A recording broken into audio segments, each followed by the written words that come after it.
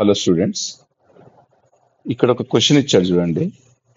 A wire is stretched to double its length. అంటే length double అయింది, L ఉంది అనుకోండి 2L అయింది. Find the new resistance if the original resistance of the wire is are.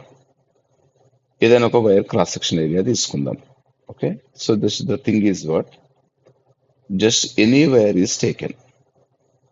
ఓకేనా, ఇది ఒక wire, for example ఇది ఒక వైర్. ఈ వైర్ కి క్రాస్ సెక్షన్ ఏరియా ఇది ఇస్తున్నాం. సో క్రాస్ సెక్షన్ ఏరియా అంటే ఏంది? ఇది ఏరియా ఆఫ్ క్రాస్ సెక్షన్ ఏ. దీని లెంత్ ఎంత? ఎల్. ఎల్ లెంత్ ఉంది ఇక్కడ. ఇప్పుడు ఏం చేసినంటే ఈ వైర్ను స్ట్రెచ్ చేసాం. స్ట్రెచ్ చేస్తే ఏమైంది? ఇట్లా. ఇప్పుడు క్రాస్ సెక్షన్ ఏరియా తక్కువ అయిపోతుంది. క్రాస్ సెక్షన్ ఏరియా తక్కువ అయింది, లెంత్ ఎక్కువైంది. ఓకేనా, లైక్ దిస్. సో ఇది లెంత్ ఎంత? 2L. ఇది 2L. మరి ఏరియా ఎంత చేంజ్ అవుతుంది? I don't know that. I have to find. Then how? The conservation of volume. See, ఎప్పుడైనా మీరు గుర్తుంచుకోండి, ఒక వైరు స్ట్రెచ్ అయిందనుకోండి, వాల్యూమ్ కాన్స్టెంట్. స్ట్రెచ్ అయిందనుకోండి, స్ట్రెచ్డ్. Okay, stretched. స్ట్రెచ్డ్ అంటే volume constant. Volume constant, recasting wire, select different terms they can use. ఇప్పుడు volume is equals to constant. Volume constant అంటే V is equals to constant.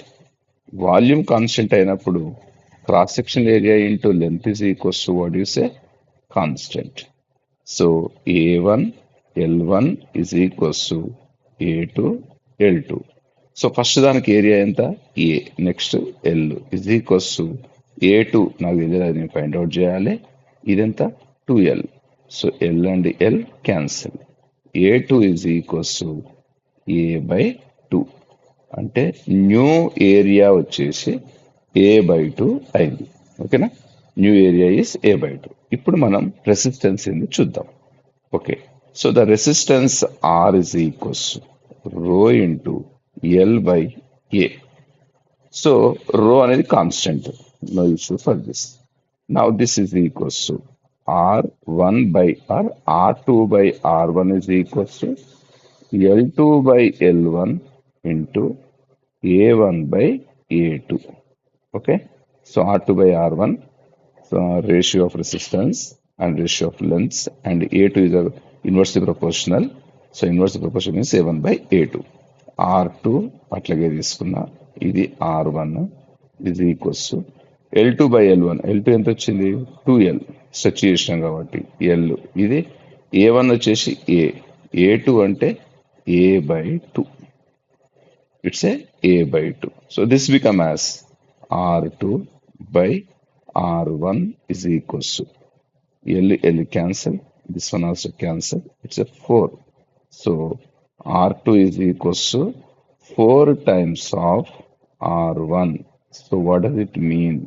అంటే length double అయింది అనుకోండి, resistance 4 times increase అవుతుంది.